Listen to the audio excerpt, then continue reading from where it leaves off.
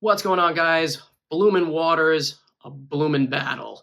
Joe R, Vintage Pokemon, back with another great video for you, and today we are discussing the Blooming Waters release. I know this thing popped up at Costco's in Canada, the United States, and everywhere in between, but yesterday it showed up finally in GameStops and was supposed to be online at Best Buy, which didn't happen, but it also showed up at Walmart's as well, and oh my goodness, what an absolute nightmare it was trying to get this box of Pokemon cards at retail. And I say sort of retail because GameStop sold it for a $5 to $10 markup, depending on if you were a GameStop Pro member or not. But I just want to tell you about how I got this one box, because I don't have distributors. I don't buy things at double the price typically. And I thought we would open up 6 packs instead of opening up Blooming Waters. I'll tell you why I'm not opening that up as well, but I want to just open up some packs with you guys because I've been craving opening some packs. Pinsir, Bill's Transfer, Golbat, Kingler Reverse, Seal Reverse, and a Mew EX. I had never pulled this card, believe it or not. So that's a cool pull to pull, all right? And we've got ourselves a holographic Darkness Energy. Nice. All right, we're going to put that off to the side. Nice first pull. That's a nice first pull right there, okay? All right, so let me tell you the story of what went down with this Blooming Waters box that you see here in front of you. Now, I have a 9-to-5 job. I'm just a collector. I'm a hobby guy. You know, I'm like you guys. I'm not making any money opening these packs on YouTube or anything like that. I just have fun with it. And my father-in-law said that he would not mind heading over to GameStop to try to get one box of Blooming Waters for me. And I told him, I said, listen, you're going to have to get there anywhere from a half hour to an hour before. And he said, okay, I'll give it my best shot. All I can do is try. And, you know, I said, thank you very much. And I left it at that. And I went to work and I came home at the end of the day after a long day's work, sweating at the grind. And he told me a story. He said, I showed up. We got Electabuzz Reverse, Tentacruel Reverse, and a regular Chansey Hollow. Oh, with fire energy, because we're fire today. He showed up, and what does he see? He sees the first 3 spots in the line taken, not by people, but by 2 buckets and a chair, all of which are empty. So he says to himself, what the heck is this? And he finds himself 7th in line. And there's a sign on the door that says, we have 10 available, and that's it. He goes, okay, 10 available. So he starts sitting in line, waiting, and the line starts to grow and grow and grow.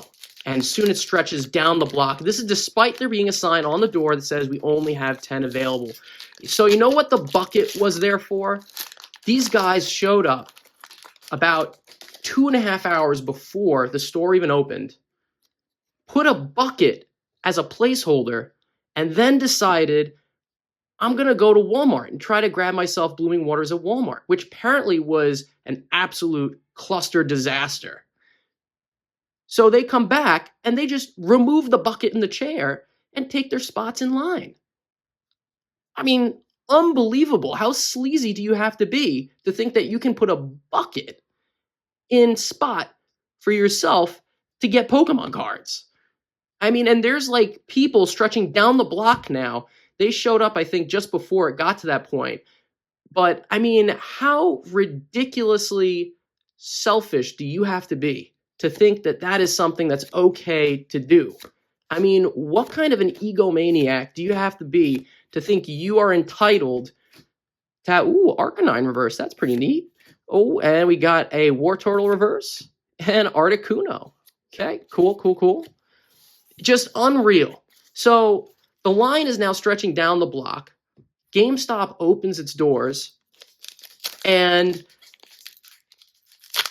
a dude walks up, says, "Oh, I already got one at Walmart just now. I'm just gonna hang out with my friend in line. I'm not gonna buy another one." GameStop tells everybody, you know, look, we only have so many. Blah blah blah blah blah.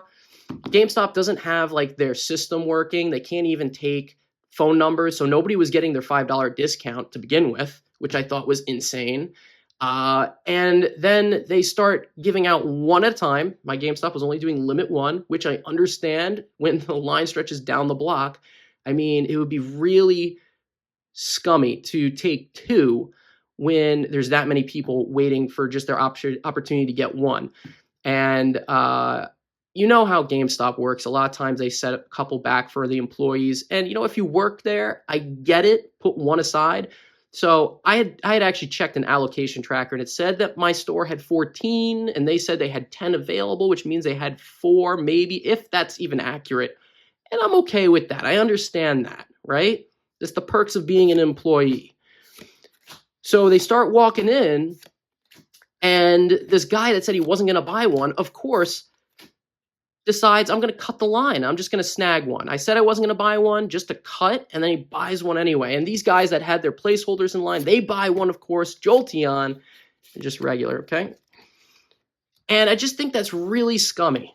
And the way that some people have been going about saying how okay it is for there to be scalpers and have extreme secondhand market prices, you know, I just can't agree with it. Some of them are big hobbyists too. Some guys are big on YouTube, and they're promoting this massive upcharge just because people are willing to pay. They say, if somebody is willing to pay it, then I see no problem with that. I buy all my things secondhand. Well, if you're a business and you're not opening them and you're taking a tax break on your expenses, then of course you're not going to care. I mean, pull your head out of your ass. So I don't agree with how the prices get marked up. And I think that there is a huge problem right now in the online marketplace when it comes to reverse Firo, to bots and things like that, because it just absolutely sucks. Oh, man, we're getting railroaded here. We only got one. We got last pack magic right now. Last pack magic. We had 6 loose packs. We pulled 1 EX, and that's all. Blow on it for good luck. All right. But my father-in-law got the absolute last box. Got the last one, despite somebody cutting in line and 2 buckets and a chair in his way. He got the last box for me. And he came home and he was so proud. And he said, this thing is beautiful. I mean, he's right. The Blooming Waters Premium, it's a big box, but it's a very pretty box as far as sealed product goes. And he said, I would feel bad opening this thing. It's so pretty looking. And I was like, you know what? Maybe you're right. I don't know if I'm gonna put this back in my sealed collection, at least for a while, because I do think it's really cool looking. And so here's our last pack now, guys. And I think my buddy Casey, you said it best. You gotta have faith, and hopefully you can snag something good at retail if you could find it. Because the Dragonite regular holo. We did not get anything good this time around. That's okay though, guys, because have faith. Hopefully you can find this product for yourself out there in its own time, and hopefully you don't have to deal with people just being totally unreasonable and ridiculous when it comes to finding these things, because it is like going to war to find these products on the shelves.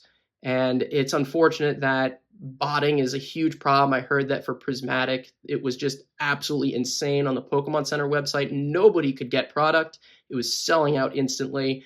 And all these things they put in line to try to prevent bots from getting the cards, they just don't work. All they do is slow down the humans that are trying to get in, where you're doing the capture screens and the verifications and the line waitings, and bots are just getting through it, man. So I don't know how it all works. I don't know how bots do what they do, but I mean, it's beyond me, and it's just a shame. You know they're printing enough product. It's just getting scooped up by like single entities before real people can get their hands on it. And that I have a problem with. I don't have a problem with people buying and selling extras and things like that. Scalping, it's unfortunate. It's an unfortunate reality. But my biggest problem is honestly the bots. I don't think that's a fair way, because for someone like myself, I could have gone to a Costco that's 40 minutes away and tried to scoop one of these when it first opened, but it just wasn't really all that feasible. So there we have it. We got ourselves a Mew EX. Still a pretty good pull, honestly, for what it is. So we'll see you guys on next time. Stay tuned for more Johar vintage Pokemon, and like and subscribe. I hope you guys get your own copies of the Blooming Waters Premium Collection. Thanks, Dad. Bye.